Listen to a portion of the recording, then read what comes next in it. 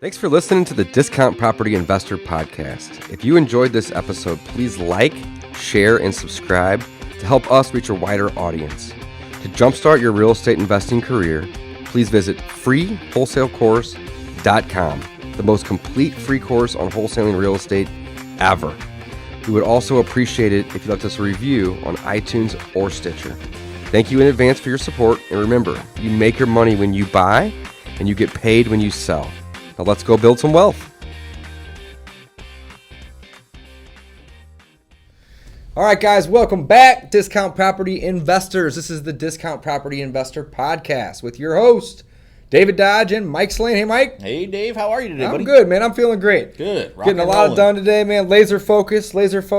That's how you get. That's how you get stuff done, man. That. And for a couple guys with ADD, or one anyways, it's nice to stay focused. Right. It's good, man. You have to. So, what's our focus lately around here? Well, first off, we love wholesaling. We love wholesaling. So we wholesale like crazy. What's our next focus? Right now, we are really enjoying BRRRR, buying rentals. BRRRR, baby. That's right. We're buying, rehabbing, refinancing, renting, repeating. You can flip the R's around. You screwed that up a little bit. Rehab. Refinance is towards the end, but that's the model, guys. Buy it, rehab it, rent it out, refinance your money back out of it, repeat the process. BRRRR. If you don't know, now you know. Yeah, well, it's funny because we kind of do this two at the same time. So really be like BRRRR, you know what I mean? Like right. Rent and refi. Is there a reason to do the rent first? Oh, I see what you're saying. Yeah, there has saying? been some. You know what? That's a good point, Mike. There has been some properties where we've actually refinanced out before they have actually had a lease signed. That's a good point. However, that's not often. Yeah, it's not the norm, and the reason is most lenders are going to want a lease that's seasoned, 3 to 6 months, before they will allow you to refi. However, if you have really good banking relationships, or if you're just rock stars like Mike and me, some of the bankers will trust you enough to just let you refinance that property, knowing that you're in the process of leasing it.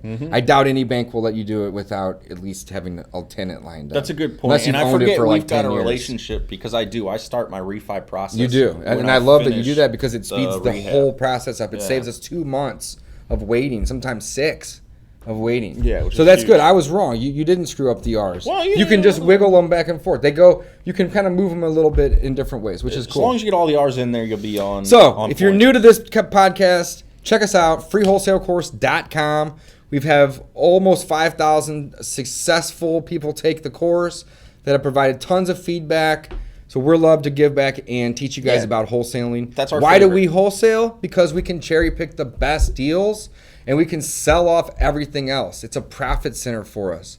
However, what's our real passion, Mike? It's passive income. It's money that we can get while we're sleeping that's going to come in every single month for the rest of our lives. And it's taxed a little bit lower than all the other money that you have to make or can make. And you're building wealth. Lots of reasons. And we love rental properties. So that's what we're talking about today. Right. We are in the R of our BRRRR strategy, and we're going to continue that conversation today talking about property. We're in the second R. We are. So you buy, you renovate or rehab, same thing, and then you rent. So that's where we're at today.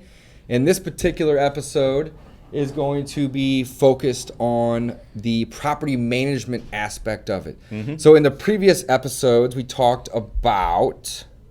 regarding renting, we talked renting. Yep. Yeah, we talked about a whole bunch of things, a whole bunch of good topics. We talked about tenants and toilets in the last episode, which is really a deep dive on dealing with tenants and managing the tenants, managing their expectations, managing rent collection, managing the onboarding and the offloading of those tenants, all of the above. In the episode before that, we kind of did a good summary of just rental of all together. In this episode, we're going to do a deep dive on the actual property management aspect of the third letter in the BRRRR strategy, or the second R. Exactly. Renting it. Exactly. So, property managers. We have a property manager. In our last episode, we just said, we think that 10 properties, if using the BRRRR strategy, again, it doesn't matter if you're just slowly doing this, but if you are actively aggressively using the BRRRR strategy, meaning that you are buying a lot of properties and putting these into your portfolio, you're getting them through this process, then a property manager is a key player. It's somebody that you really want to make a good partnership with, because trying to do the property management and the aggressive acquisition can't do it. Is tough. You can't do it. Right? And I'll be 100% candid. We were trying to do the property management in-house. We had hired Twice, 3 different times. Yeah, multiple times. So, well, and I'm not even embarrassed to say it. Failure is part of the success formula. All right, I need to say this more. Failure is part of the success formula. You have to fail in order to be successful. Maybe not all big times, but little failures along the road. Right. I'm not ashamed of it. We tried 2 or 3 different property managers, even bringing it in-house. And it was not working for us. Right. So we had to get a guy that could basically be the CEO of that entity. It's kind of funny because of that business unit. Yeah, I mean, so this is a guy that I've worked with for years on my personal rentals. And I told the guys, hey, this guy's pretty good. Hey, this guy's pretty good. And eventually we had him come out, interviewed him, and he's been a rock star for us. He's been really great. Has. Really has. Very happy with him. And we've thrown him more properties. We've probably increased his portfolio 50%. It's going to triple by the time we're done. We're going to double it here pretty soon. Absolutely. And So why property managers, Mike? Yeah. Let's talk about why. So again, you can't do both if you're aggressive. That's number 1 on the why in my list, right? 2 is it's difficult to deal with people and property at the same time. It's that laser focus, Dave. It's that laser focus. If you are, again, wanting to be aggressive in your growth, right? Furthermore, it allows you to be more of a passive investor. That's really the goal here, right? Is I want to be able to get checks in the mailbox every month. I want to make money when I sleep. I really want to build wealth and not pay tax on that too. That's very important to me.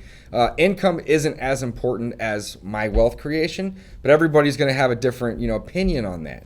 To me, I want to be able to build wealth. And the reason I like real estate to do that is I'm terrible at saving money. I'll be the first to tell you I suck terribly at saving money. So how do I save more money than most people I know? I put my savings on autopilot.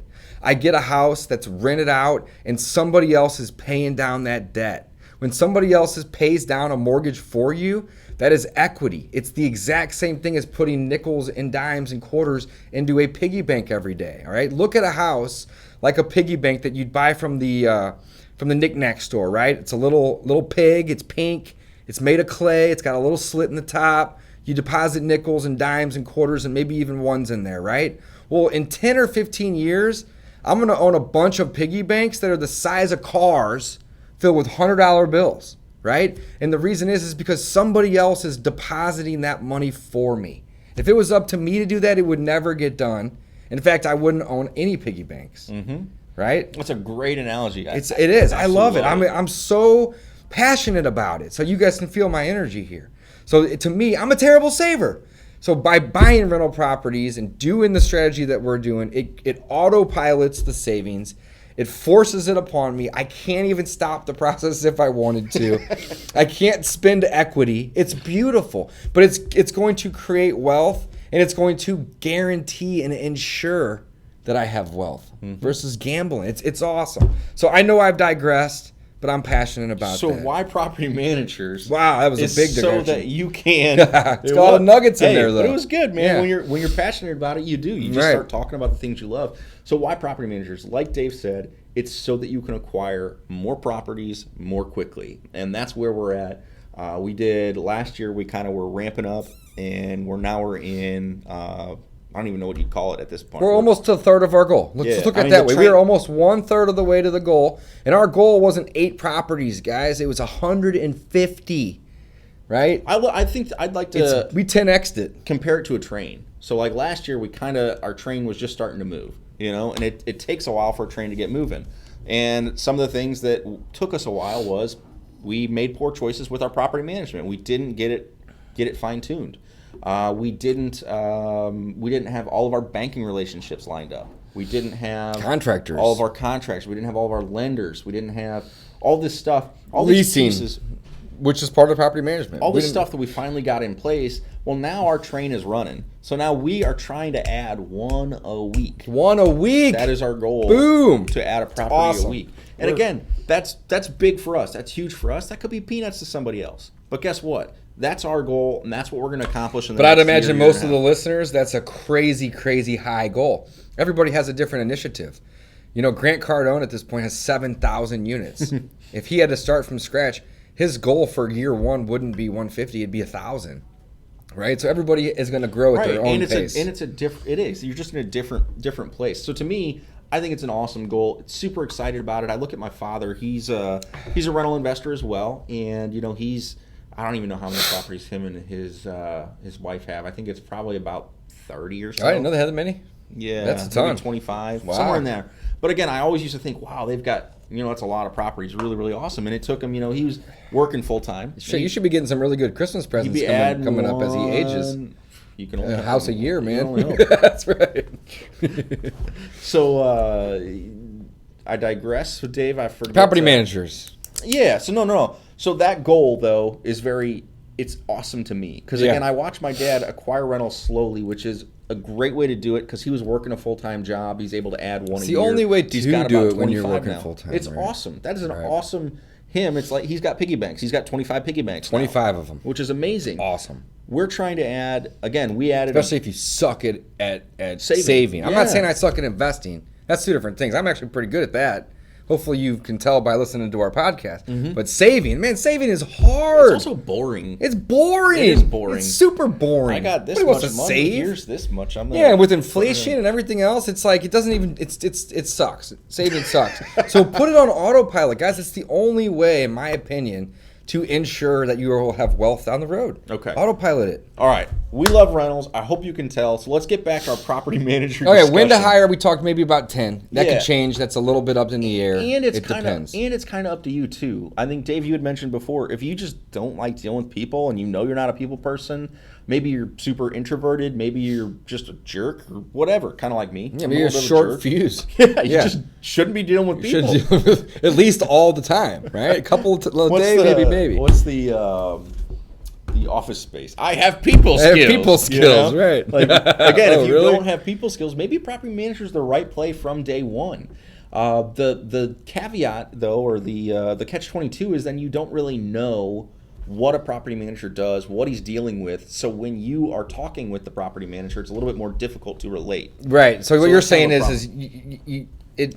a it sometimes has more value to be your own property manager prior to hiring one because you'll have more experience doing what he's doing. Exactly. So you can relate to him. Is that what you're saying? Okay. Well, and to fully appreciate And I totally agree. everything that person does. So That's if a you good just point, have too. one property, well, you're got to think to yourself, okay, what are all the steps in just even leasing up the property? And we talked about that. You know last what's a episode. funny thing to look at it when you say it like that, Mike? When you have one property, it's overwhelming. It is. When you have 49 properties, there's systems.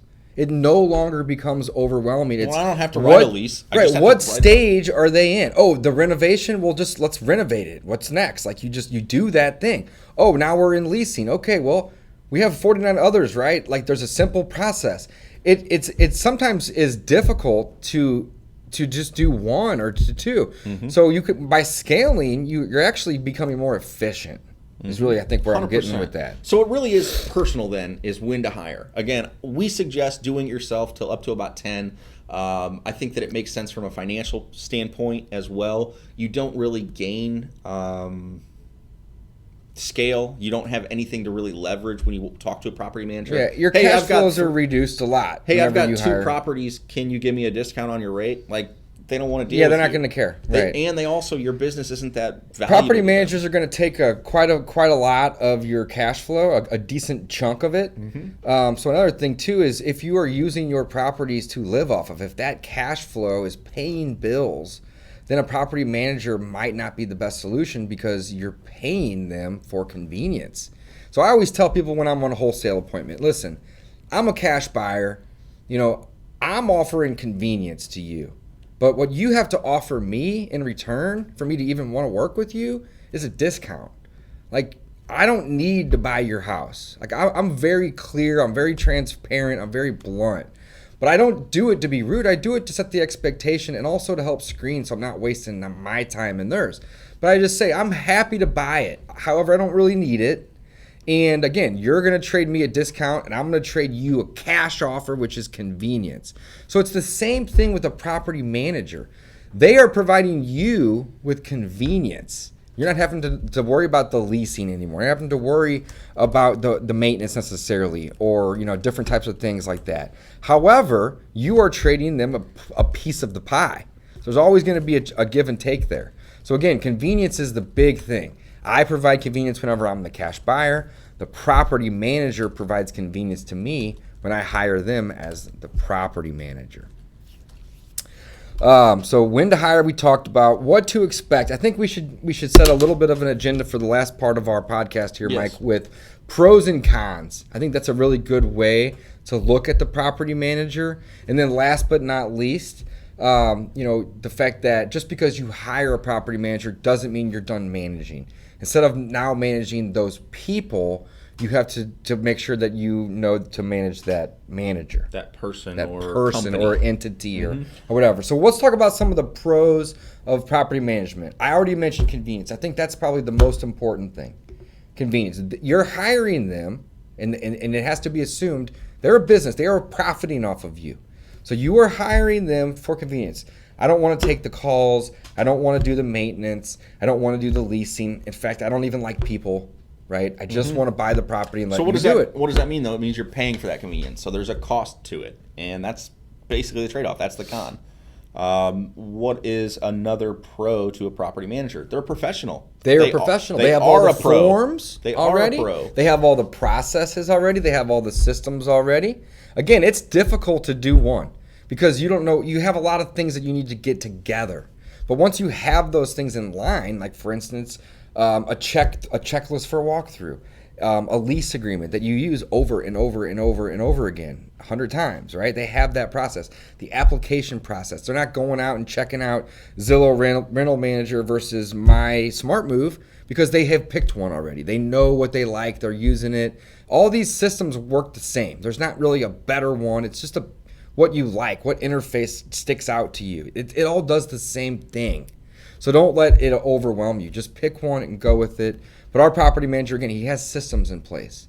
So we can hand him a property at basically any level. We could give him one that needs 40 grand worth of rehab. He could handle it. We wouldn't want him to, but he could.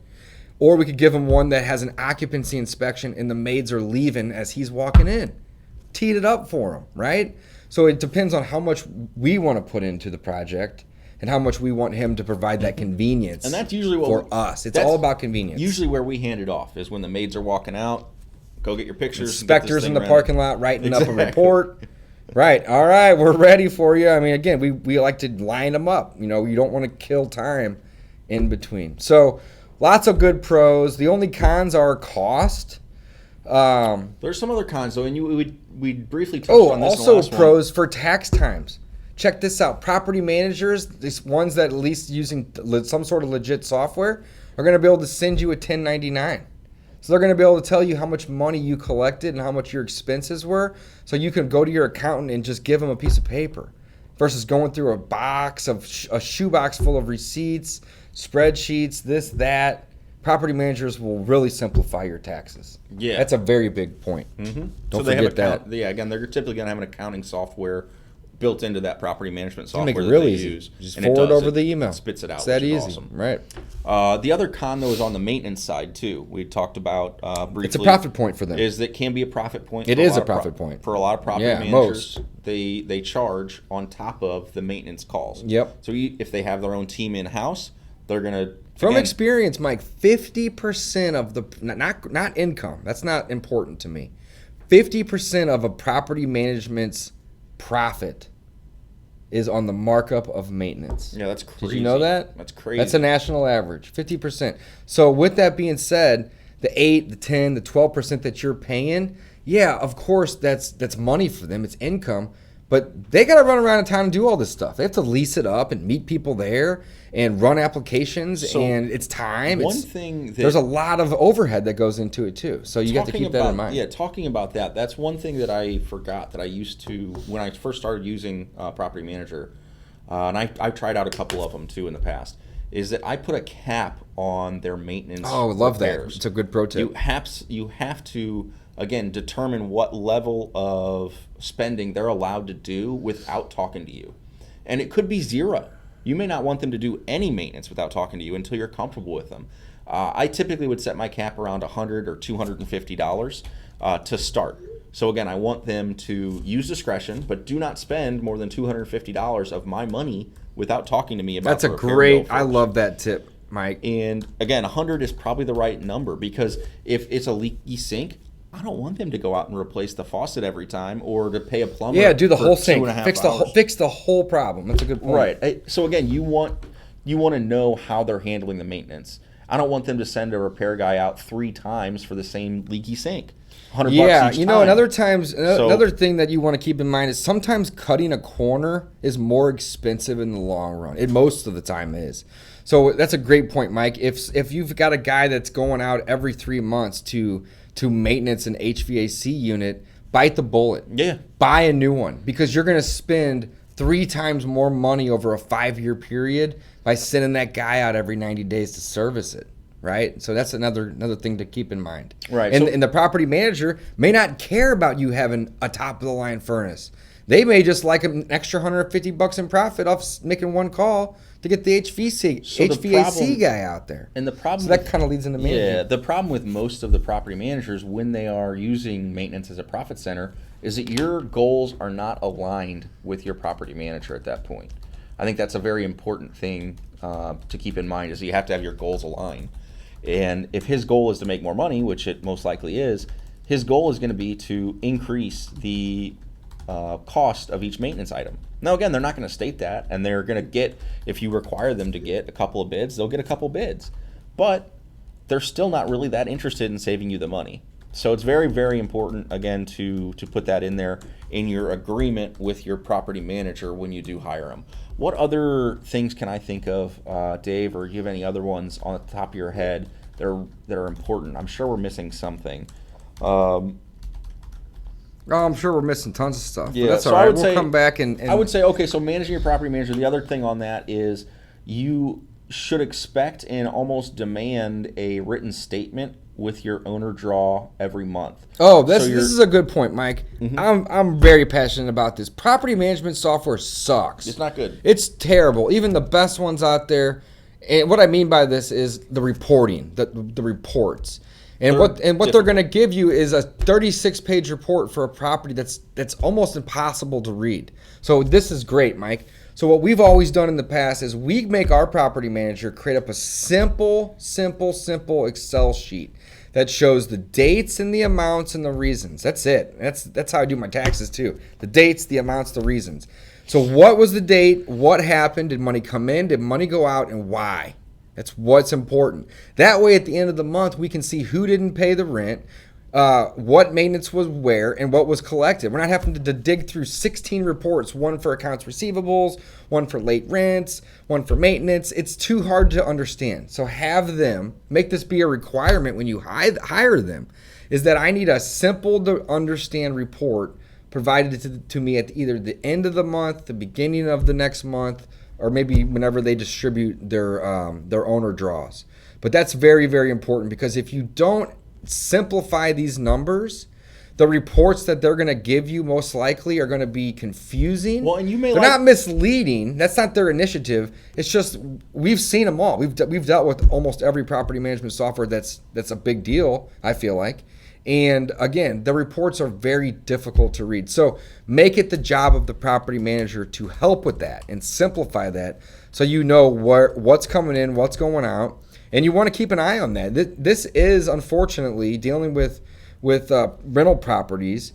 It is kind of a nickel and dime business. It can be. And you want to make sure that you're keeping an eye on some of these little expenses, because a lot of little expenses can turn into big expenses. And you got to think, some of these properties may, our average cash flow is about $300, maybe a tad shy of that, call it $275. But if our property management fees are through the roof, our cash flow could easily be net neutral or net negative at the end of a year. So you definitely want to manage those property managers. Anything you want to finish up with, Mike? I think we really, really covered the property managers. definitely try to do this on your own at first. We recommend it just so you can get a feel for it. You can learn it. You can understand, what it's like dealing with the tenants, what it's like dealing with the leasing, what it's like dealing with the maintenance, what it's like dealing even with an eviction on your own. Okay, these are good things to learn.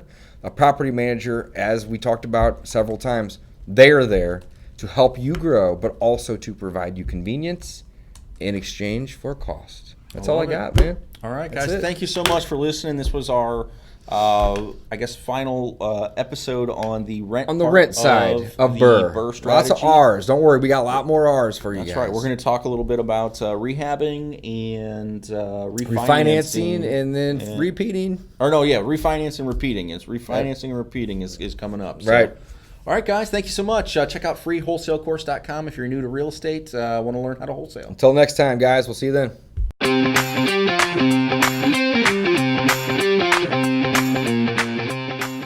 Welcome back to Season 2 of the Discount Property Investor Podcast.